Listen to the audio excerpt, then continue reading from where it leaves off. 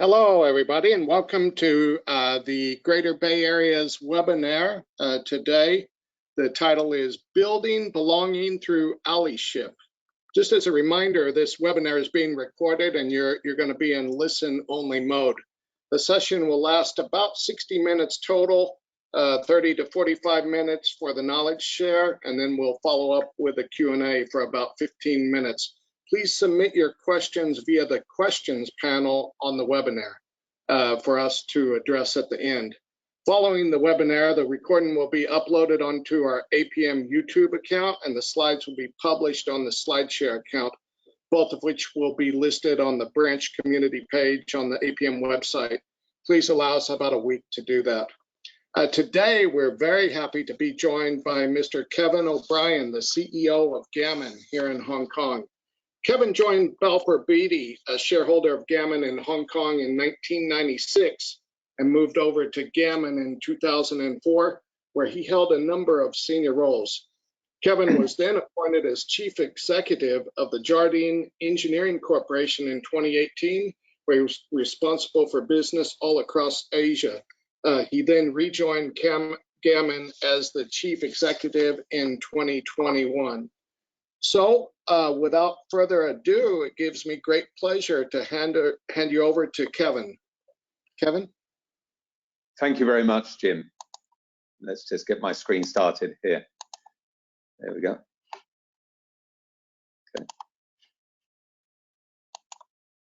Okay, good evening, good morning, everybody, wherever you may be in the world. And today I'm going to take you on a tale of my own personal journey and also through Gammon's journey through this topic of building belonging through allyship. Thank you. Quite often in the construction and engineering sector, we talk about the issue of diversity and inclusion. And often we are an industry and a sector that is lagging behind many others around the world. And depending on where we are in the world, we are on a different place on this particular journey. One of the things that I was told very early in the piece in terms of my learning on this journey, my personal journey of diversity and inclusion, is the issue of the family context is not good enough in terms of informing me as a male in the construction industry in a leadership role. So it's no good me thinking that I understand the challenge because I have a mother, because I have sisters, because I have a daughter, and because I have women in my family. But that quite often is the starting point where a lot of men start to talk about understanding the challenge of diversity in business sectors and diversity in the workplace and inclusion in the workplace. I'll start with a little bit of the context of where Gammon are. So in terms of where Gammon are, back in 2018, we set our strategy 25 by 25. And this was looking at a 25% improvement in terms of where we are and achieving certain objectives where we wanted to be in the business by 2025. And we put in the sustainability strategy to develop a culture of fairness, inclusion, and respect. And gender was the natural starting place for this. And this sustainability strategy covered everything, including our carbon emissions, etc. So it was really across the whole of the business as to what we were looking to do by that time. But things have moved on, and the group that we sit here in Hong Kong, Gammon, the company that I'm responsible for, are part owned by a company in London, listed on the London Exchange, a company called Balfour Beatty, that also has business interests in the USA. And we're also part owned by a company called Jardine Matheson, who have a diverse range of businesses. They're a conglomerate, so they have supermarket holdings, they have hotel holdings, they have motor car holdings, they have property development holdings. And you can imagine that each of those businesses with their global footprint is on a different position on their particular journey with regard to diversity and inclusion. In the early days here at Gammon, the startup was really about having some passionate individuals, our D&I champions. There was also some top management support that brought in, and we started to explore early on and listening to the views of our people as to where this journey would take us. And then we started to gain momentum. We started to look outside. First of all, we started to look outside around our own industry here in Hong Kong and also in Singapore. Then we started to raise awareness in our business. And we were talking about the awareness across everywhere in terms of our people within the office, the professionals, and also at the front line. And we also then moved on to do some training for our leaders. And this was a really important thing because it's the leadership that will be able to make a difference here. Just hold 1 second, thank you.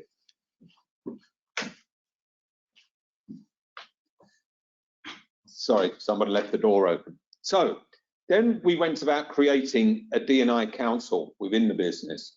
And up until recently, our group general counsel, who was a man, a New Zealander working in Hong Kong, used to lead that council. And then when he left the business a couple of months ago, I was asked whether I would take over the chairmanship of that council.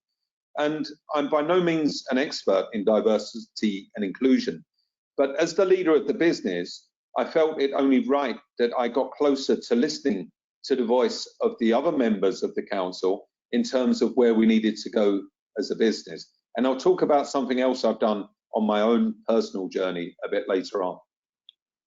As we moved on from there, the gaining momentum part was really about pushing ahead. And interestingly, the young lady that you see in this particular photo is one of our running champions that is very, very much engaged in what we do for our social inclusion in the business in terms of participation. This particular event is something that we work on together with the Lighthouse Club, and it'll be taking place again this weekend in terms of raising money for those that suffer as a result of accidents and injury within the construction industry. And we're trying to get more inclusive and more belonging within the business. And for me, it's been a particular challenge in terms of understanding where we need to go to. And so when we formed the council, it wasn't just about looking for female leaders and female engineers and female professionals from the business. We also brought some of the other male leaders. The particular challenge I've got is that if I look at the senior management team from middle grade up, we've only got 11% female employees within our business. So we're quite some way from a balanced proportion of genders within our business.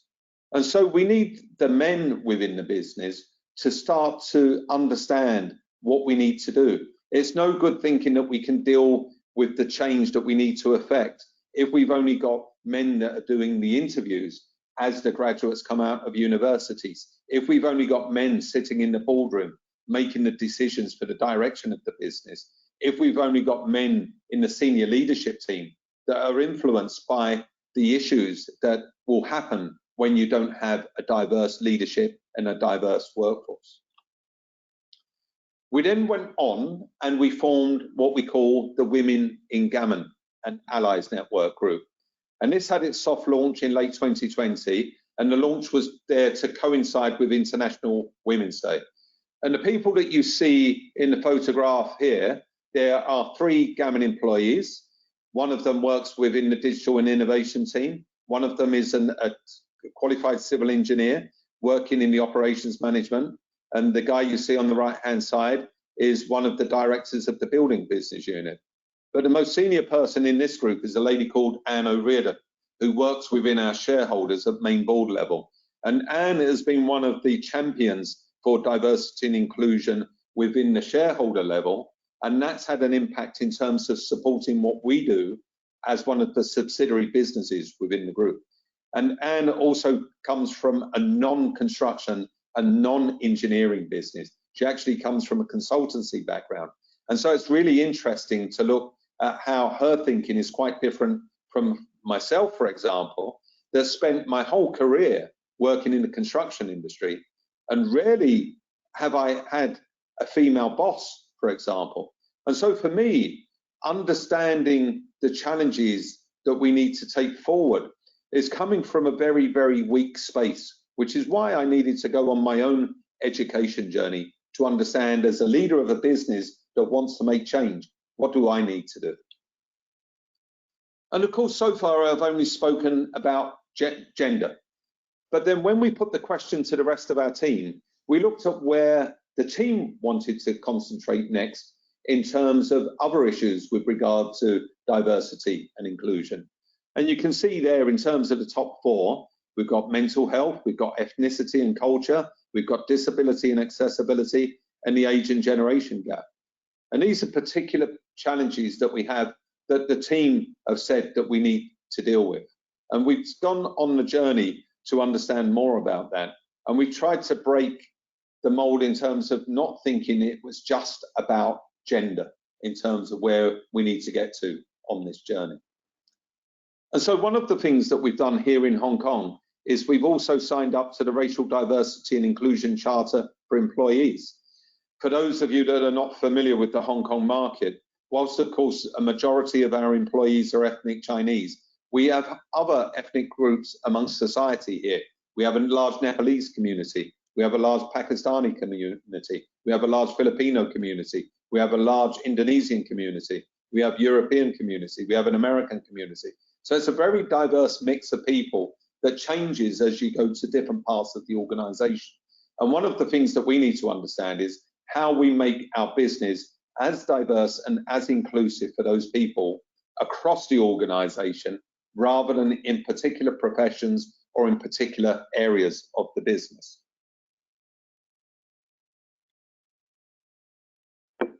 And one of the things we did is we started training for all levels. So we put together an e-learning program, and that was open to everyone. In fact, everybody had to do that training.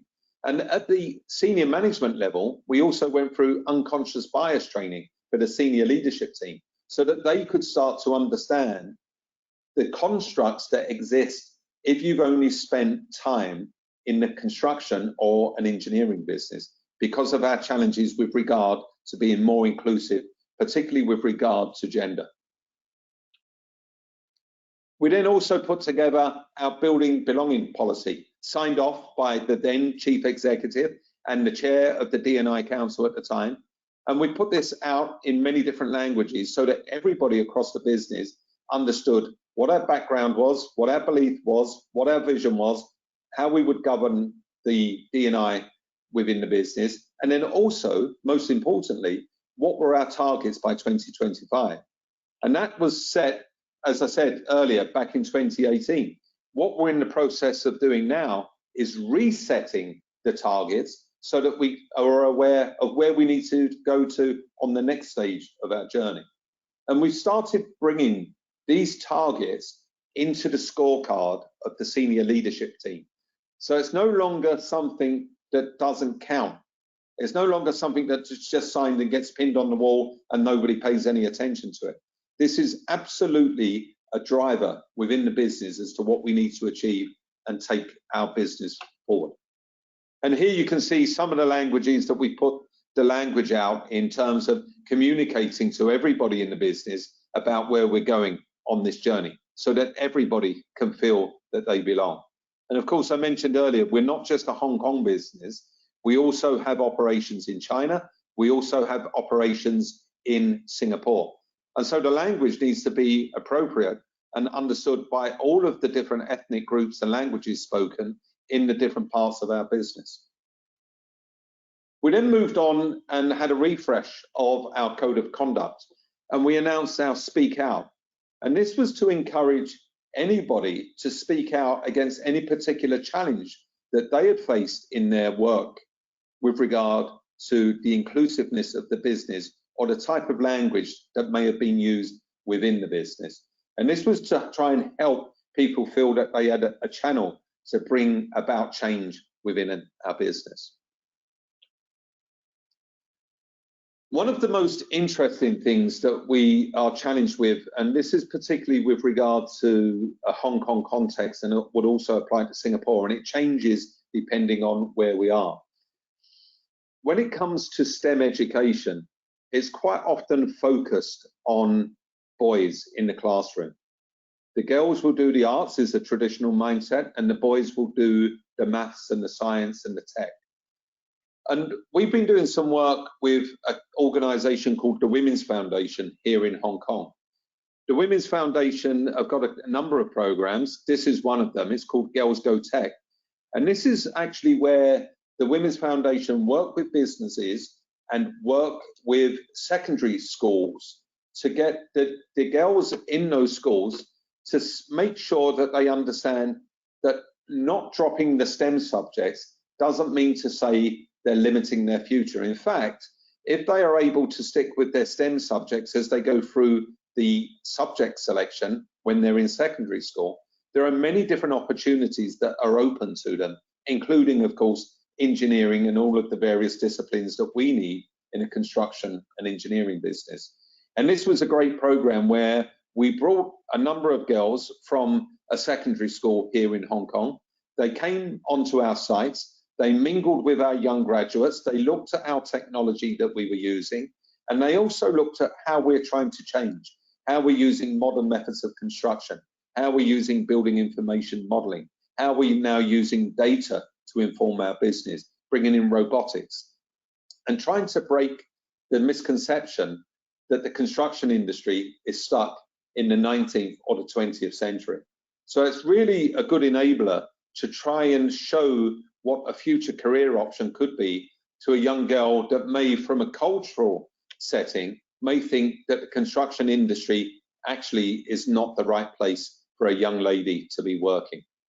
And of course, on top of that, we have another layer of challenge where parents may want their children to choose careers that don't involve working in a dirty and dangerous construction site. Maybe they would prefer for them to focus on medicine, or prefer for them to focus on law, or prefer for them to focus on getting a job in the finance markets once they graduate. And so there's a lot of challenges that we have in front of us in terms of making us an attractive and inclusive industry to work in. And this is one of the things that we're doing to try and break down some of those barriers. So the target for us was to increase women junior managers by 50% from where we were.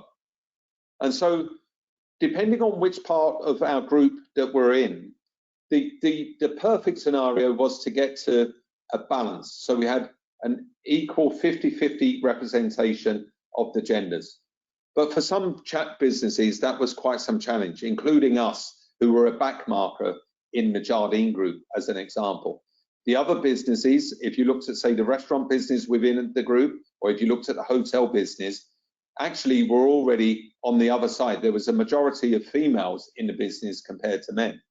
But as I mentioned earlier, by the time I just look at the middle management up, I'm only 11%. If I include the HR team, if I include the finance team, I'm at 17%. And so the finance and HR team are doing the heavy lifting for Gammon in terms of our diversity scores. But I need to focus on what do I need to do in terms of the core operations in the projects that are delivering the work for us out on our sites. And so this is an interim target for us, and it will continue to be stretched as we go on the journey towards diversity and inclusion and what it looks like in the future of construction. And then one of the reasons why I'm here today is a few months ago, we held our first Building Belonging through Allyship event, our first diversity and inclusion event. And when you look at the panel of people in front of you, only 2 of them are from Gammon. One of them is from an NGO, one of them is from an architect practice, one of them is one of our key customers, and one of them is nothing to do with our business at all. In fact, he's our next door neighbour from the building next door here in the business community in Hong Kong. But I previously heard him speak. He's a British gent of Pakistani origin, and he spoke very eloquently at an event I was at. And he brought to the table a number of interesting topics that I felt that our audience would also benefit from. As a result of this particular event, We've connected with the community here in Kwun Tong, which is one of the business districts here in Hong Kong. And we've started to form a community that have started to invite other businesses, including their customers, including some that are not related to us, to help us move on this journey with regard to diversity and inclusion. The gent I mentioned in particular works for an insurance business, but we have other engineering businesses on this street. We have finance organizations on this street. We have SMEs on this street, large organizations on the street, listed companies. And so we're starting to come together to learn from each other. And one of the things I hope is that will help accelerate our industry, our business on this particular journey. I mentioned earlier that I've come from a space that has been immersed in construction. I've always worked in construction for over 30 years. And as I mentioned earlier, I've only ever had one female boss in my reporting line. In fact, she was the best boss I've ever worked for, which is another interesting matter. And she wasn't from the construction space. She was from a finance and tech background, and she ended up leading me in one of my recent appointments. But for the rest of the time, I've been immersed in organizations that, apart from admin support and apart from the finance and apart from HR, have largely been male-dominated, particularly in the boardroom. And so I started to think about what was going to challenge me in my new leadership role, where I started to read more and more how the subject of diversity and inclusion was becoming more and more of a challenge and more to the front and center of what the modern boardroom needs to pay attention to. And so then I looked around for some help. And I mentioned earlier the Women's Foundation, who do this work with the Girls Go Tech program. Well, they've also got another program called the Male Allies program. And here I am with my cohort of the Male Allies program. None of the people in that room work for Gammon. None of the people in that room in that photo work in the construction and engineering sector. It's a group of people from different business sectors, from different businesses that have embarked on a journey as male allies to learn about what we need to do in the business setting, in the workplace, to help to advance the agenda of diversity and inclusion. And there, you will notice there are a number of women in the photo. And some of you may ask, well, if it's the Male Allies program, why are there women as part of that program? Well, to help us along and help us understand, we need women in the room to help us understand some of the challenges. And when we're having the conversations, it was actually in this context where I was told, don't use the family setting to say you understand the challenge of diversity in the workplace. And that was a really good piece of advice for me, and I've continued to use that and have at the back of my mind as I've gone on and learned. And actually, I'm repeating my class on this because I did it for 1 year, and that was really just about learning the vocabulary. And it was like kindergarten for someone that was making the first steps on their own learning journey with regard to diversity and inclusion. I've now moved on and repeating the class for a second round with a new group of people, and I feel much more comfortable in this space. And I hear that it's quite typical for people to repeat the class because they want to make sure that the learning has really been absorbed as we move forward with this important topic. We meet on a regular basis, we move around from different people's offices, whether it be a law firm, whether it be a bank, whether it be an IT company, wherever it may be. We're early morning, late in the evening, and we go on different types of events. And this is my safe space to have conversations away from my boardroom and away from my leadership team and away from my business, and talk about some of the challenges that I face as an individual or with other members of my board and how I may approach them. And so it's a really, for me, is one of the most powerful pieces of learning I've done in many, many years. I'm putting this photo up because not for the people in the photograph, but more about the people sponsoring this event. This was the Women's Foundation Gala dinner that I attended about 6 weeks ago. And normally when I go to industry events here in Hong Kong related to construction engineering, I know almost everybody in the room because I've been around a long time, and it's typically the same group of people in the room. In fact, it's typically the same group of men in the room every single time. And in most of those events, there's probably less than 5% females in the room. And that's just really a reflection of the lack of diversity around the leadership within our space.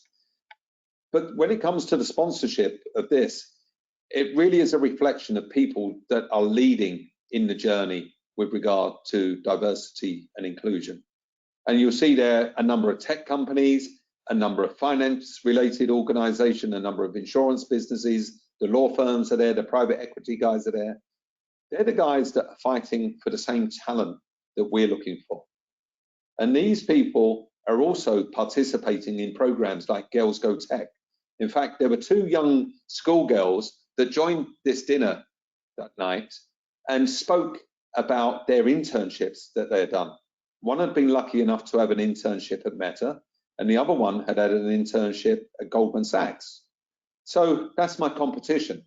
And the comment that was made on that evening was, the talent is choosing you, not you choosing the talent. And so one of the things that I'm pleading to everybody on the call here today is, in terms of the space that we're in, whether it be project management, engineering, construction, we need to move much, much faster. Many places around the world are talking now about a talent war. Well, you can't think that you're doing all you need to fight a talent war unless you're paying serious attention to the diversity and inclusion issues within your business. And here's a number of stages of the journey with regard to an organization, but this could equally apply to you as an individual. So different stages, from stage 1, construction, the foundation for action, stage 2, building the infrastructure, stage 3, gaining momentum and deeper integration, and stage 4, best in class and leaders. And if we look at that, well, what does that mean in terms of me as an organization? Well, at the moment, diversity and inclusion within my business is done on a voluntary basis. I want to understand more about it, so I'm doing something about it for my own learning journey. But I have no resources in my business dedicated to D&I within the HR team or anywhere in the organization.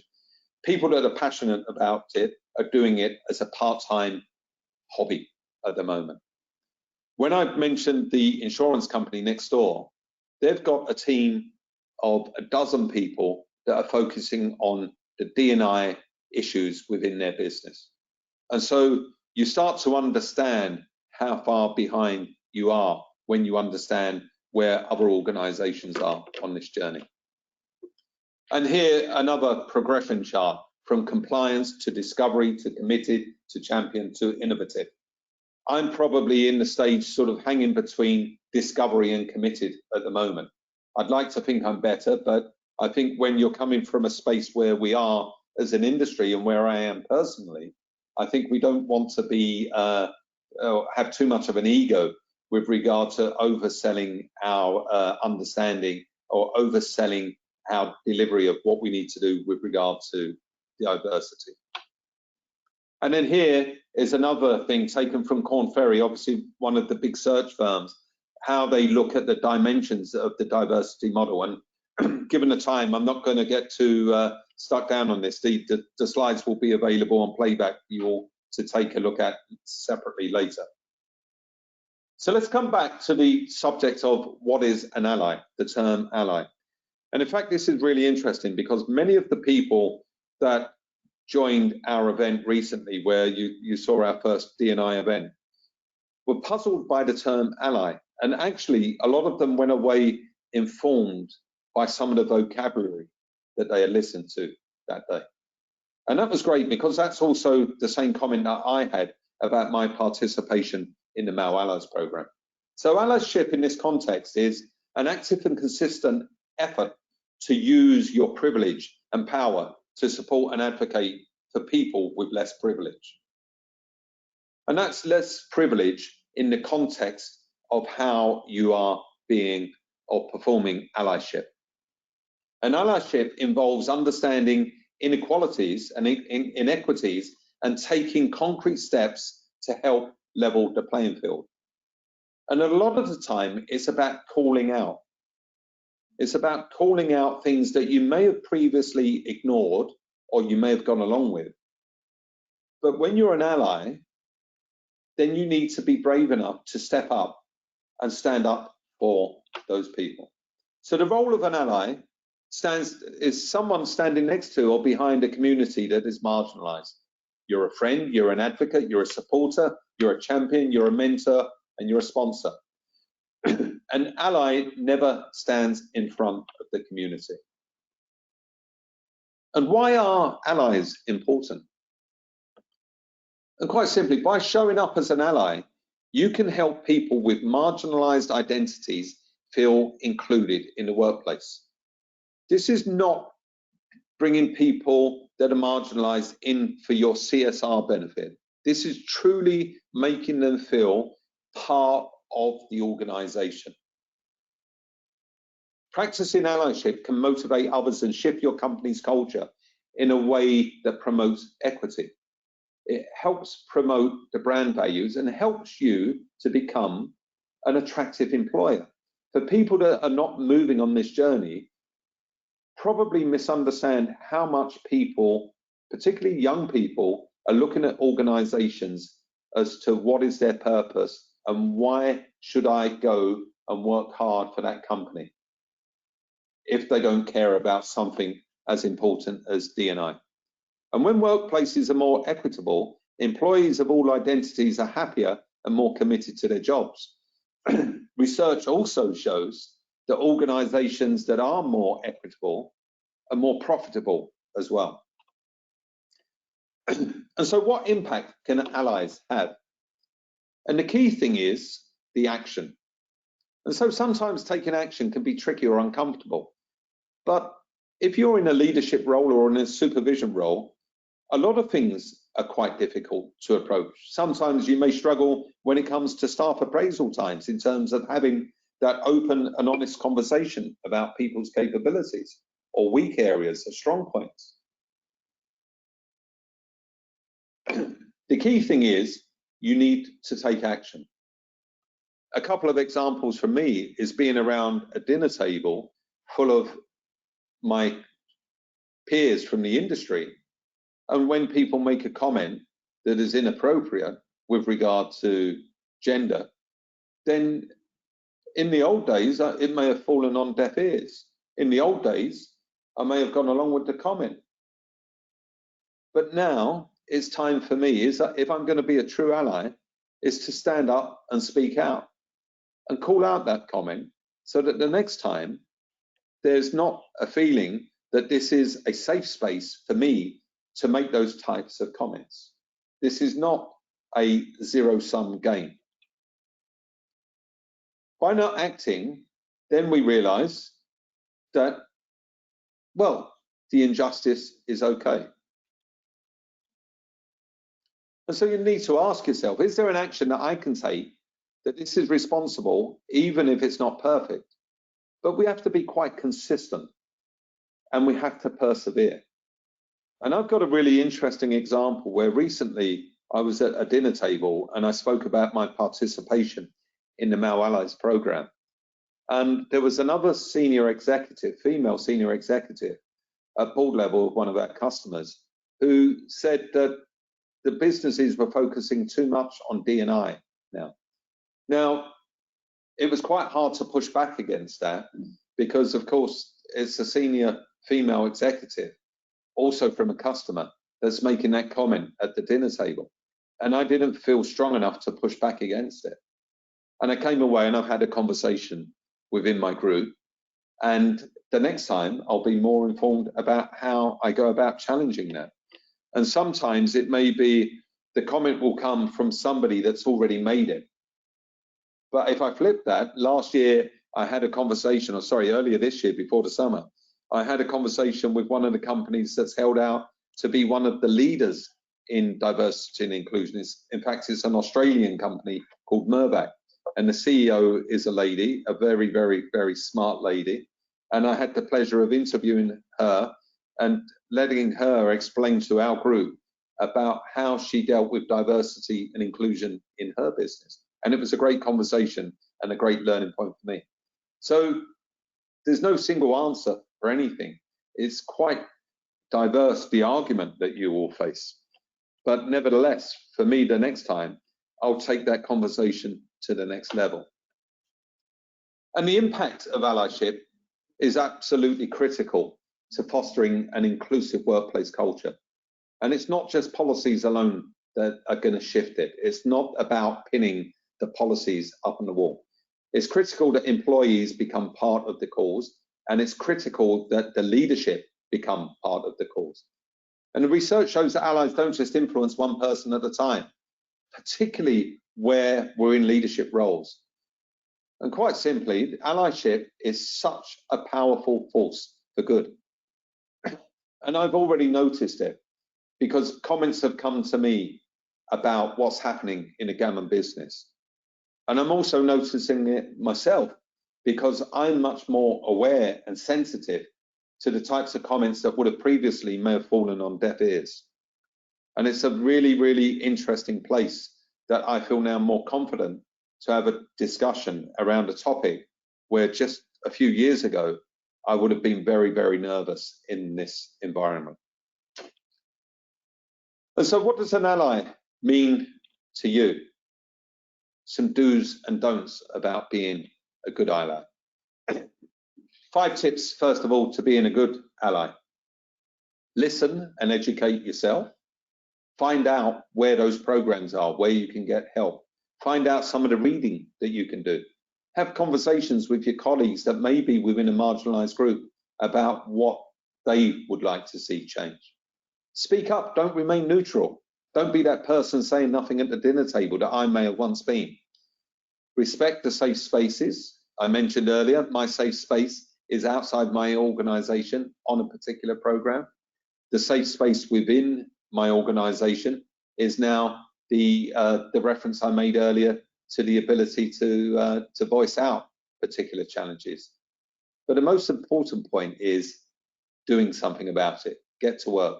Start to apply the learning and the education you pick up in point number 1 into real action in the workplace as soon as you feel comfortable. And that true allyship involves valuing people with experience that is different from ours. Sometimes it's very important to take our own lens off and look from another lens, or listen to others that look at things through a very different lens. Sometimes it's good to go and immerse yourself in different experiences so you can actually appreciate the challenge. I recently took part in a dialogue event here in Hong Kong. They have a couple of dialogue experiences, so you can experience life for 1 hour as a blind person, or you can experience life for 1 hour as a deaf person. And we had ear defenders on, and we weren't allowed to talk, and we had to communicate a role play without speaking, without writing. We had to act and put it together. And it was led by a group of deaf people who shared their experiences from, some of them had been deaf since birth and some of them had been deaf later in their childhood. And it was a really, really powerful piece of work for me to understand of how lost I was without some of the things that I take for granted every day. And so some other do's and don'ts. So we've got speaking up when you see inequity, proactively working to make things fairer, focus on people that you are supporting, and then personally allyship, and make yourself there.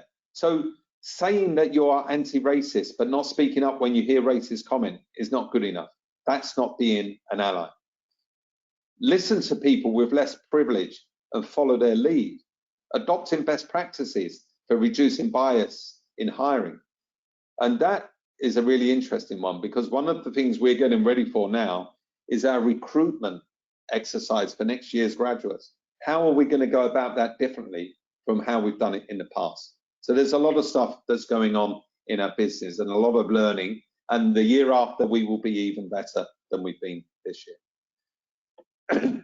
When we did our D&I event, most of the people came with an expectation to hear about gender only. I just mentioned about the dialogue experience that I participated in recently. That was a great piece of learning for me, where we went and experienced life for a very short period as a deaf person. This particular role play that we've got here took us through where we were dealing with some other issues that also are very important to be covered by the issues of, sorry, let me just go back on the slides. So this was taken by one of our safety officers, and actually we had the role play by one of the legal counsel within the business. So thanks for working extra hard for the past 2 months since Alan left. We've got a new safety teammate next Monday. She's got 6 years of experience with another contractor. Wow, that's great. New help. But then the challenge comes on. She's colorblind and can't simply work efficiently. The challenge is we needed to adjust what we have to do with just a couple of simple things. But how can she be a safety officer? She won't be able to recognize the color coding.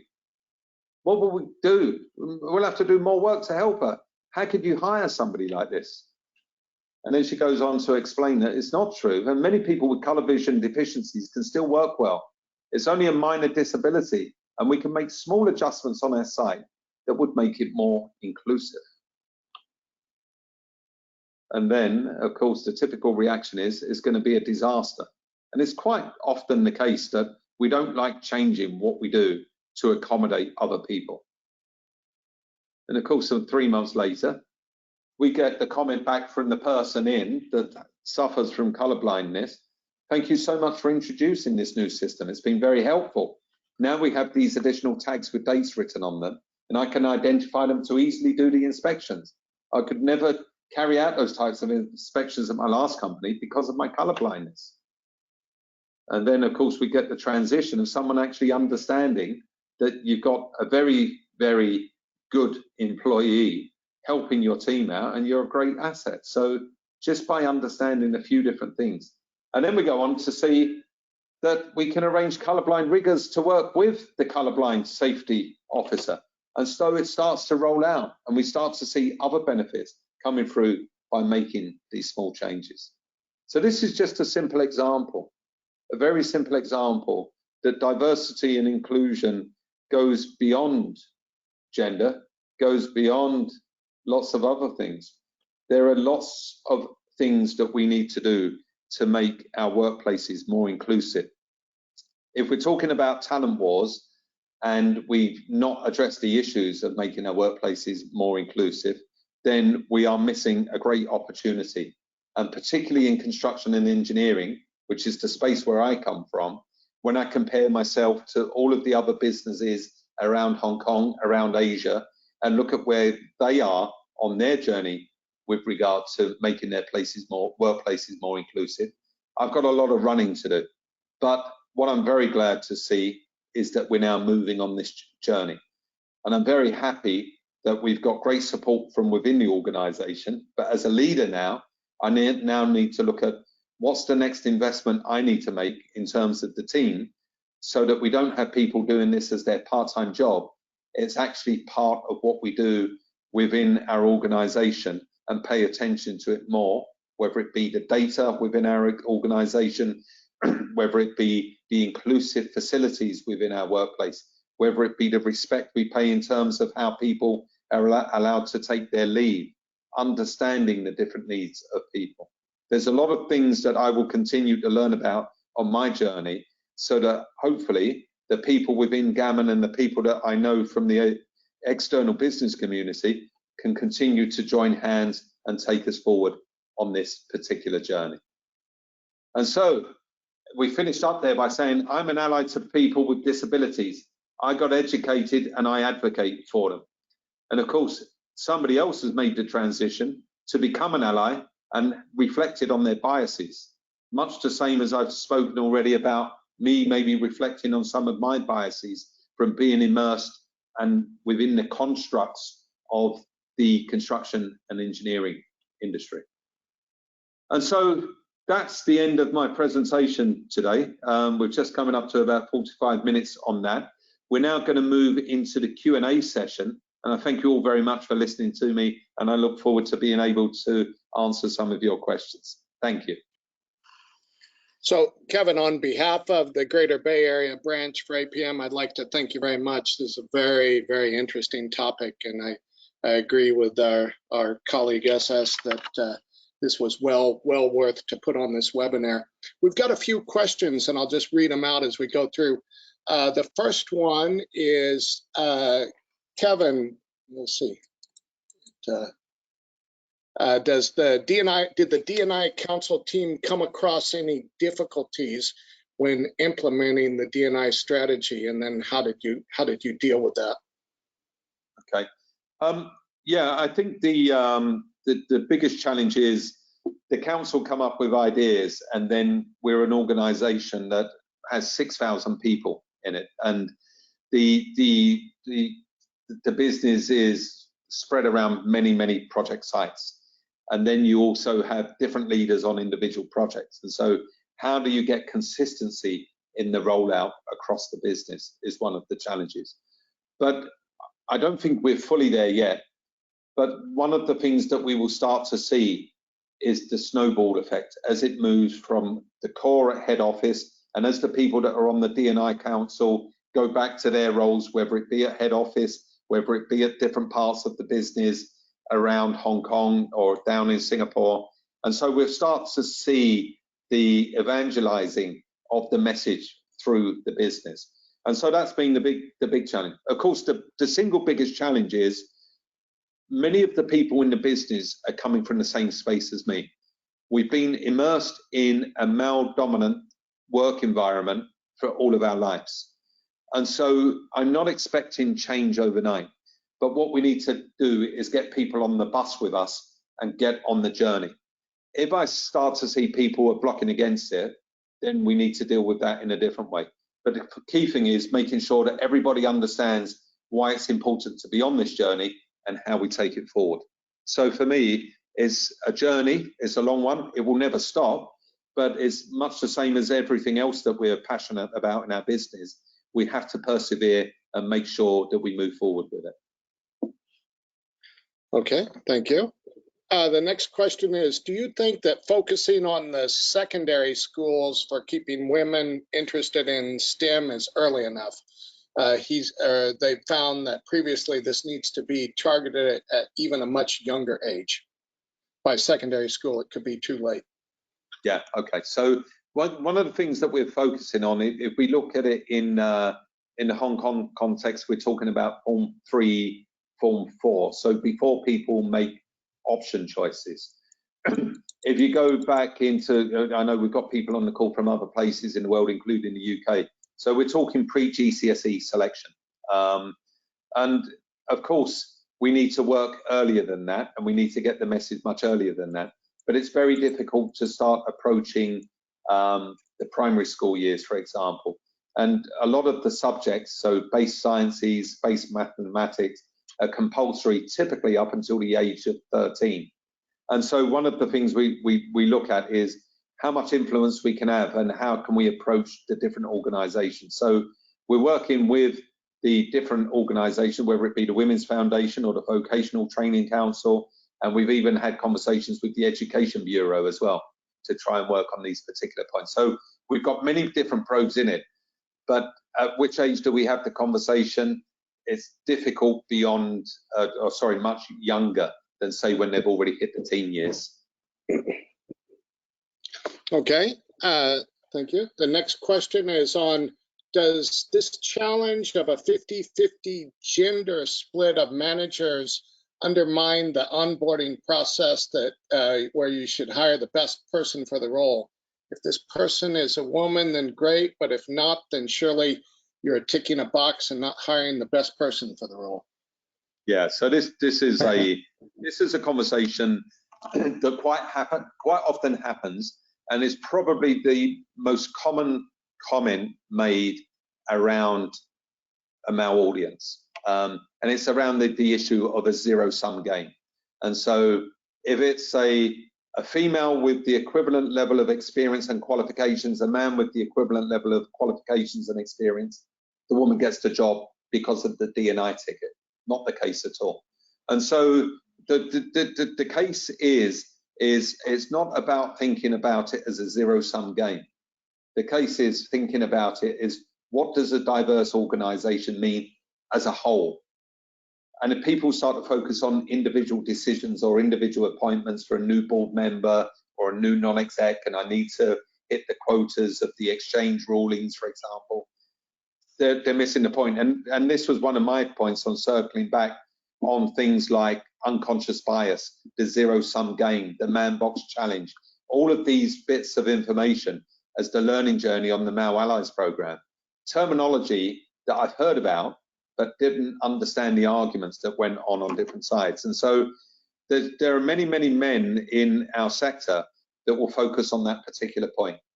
If we go too crazy on D&I, then we're going to end up with guys losing out on the jobs, because we're of an equal standing, but the woman will always get the job. And that's not the way it is at all. It's the best person, but it's making sure that it's on an equal level playing field. And at the moment, the playing field is not level. Okay, great, thanks. The next question is, do you think that the D&I strategy implementation helps staff to work more effectively and efficiently because people are more eager to speak up? I think at the lower levels, it's not so important right now. But one of the things that we've really done is we've got the D&I strategy, and we've taken some of the KPIs from the D&I strategy and put it on the senior leadership team scorecard. And that's really where it has impact.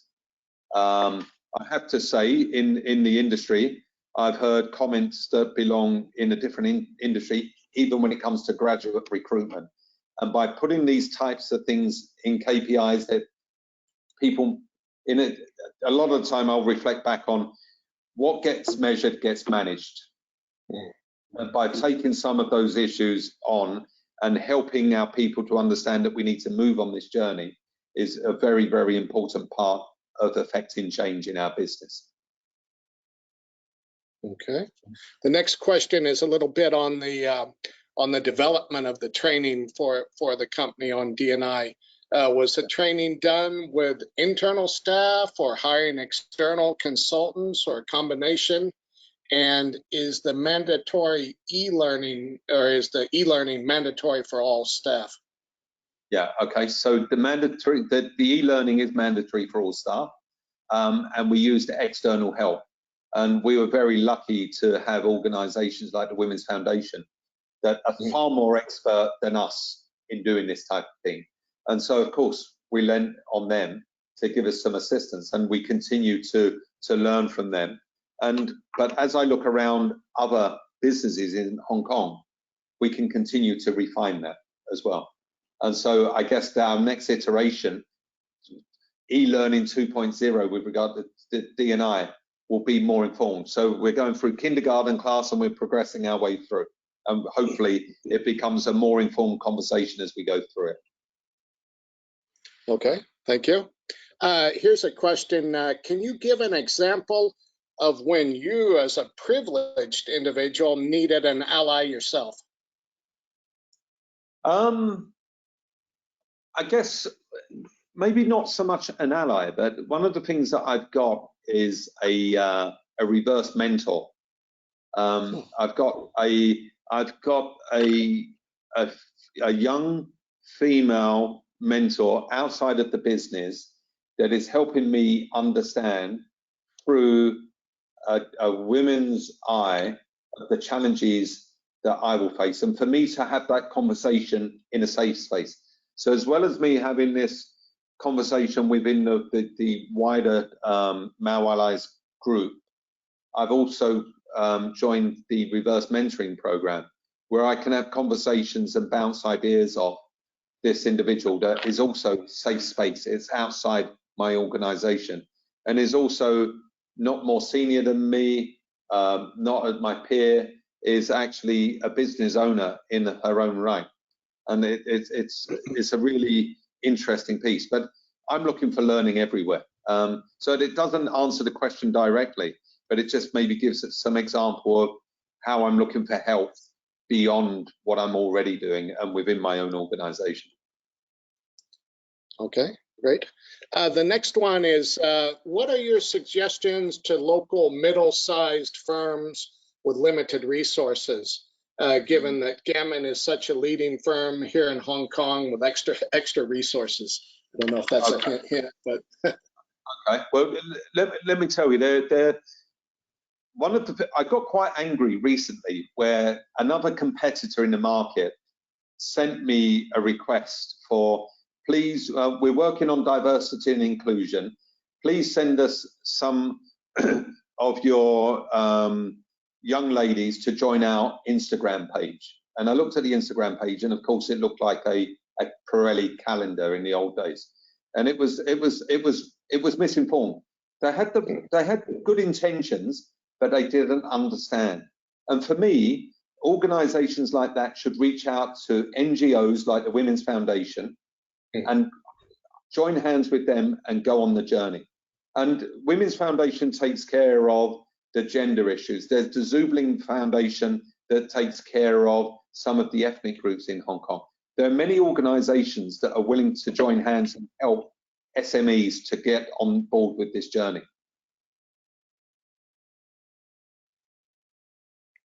okay, and that looks like the last of the questions that's come in, and we're very close to being on time, almost 3 minutes to go. So Kevin, I'd like to thank you once again for the presentation here, and I think we all enjoyed it. To those on the line, please fill in the takeaways from the.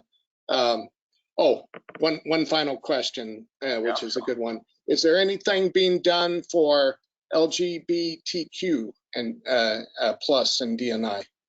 Yeah. So when I had the image up of the people on the screen earlier, the guy on the left-hand side, actually, he's a gay guy, and he was talking to us. And of course, this is a very uncomfortable conversation to have for many people in a male-dominated environment, very macho environment. It's a very uncomfortable conversation for many in the construction industry to have. And it is part of what we're doing. The focus, when we looked at Asia, there are different places in Asia that have different challenges from a legal framework point of view about some of these subjects. So the focus was on gender, and then it was on ethnicity. But of course, we have the LGBTI issues to deal with as well. And one of the things that we're doing is trying to make our workplace, wherever we are, take care of all of those issues. And that's why now that will be on the next stage of our journey. And that's part of the conversation with the guys next door. So recently they had their Pink Friday event, and you had to wear something pink. You went along on a Friday afternoon, and the conversations around the LGBTI issues. And that will inform the next stage of our journey. So it's not forgotten about. It's the next part of where we're going to. And as I said to you earlier, it's building blocks. If I try and put everything on the table at the same time, we're going to fall over. We're going to keep pushing on this. Okay. All right. And I think that is the last of the questions. So with it, I wish everybody a happy holidays, and we will see you back in the new year for some new webinars. So please log into our website and see what's going on. And Kevin, I want to thank you again very much for this very important topic. Thank you, Jim, and thanks everybody for joining, and thanks for your questions. Okay. Good night. Good day, everybody. Okay. Bye. Thank you.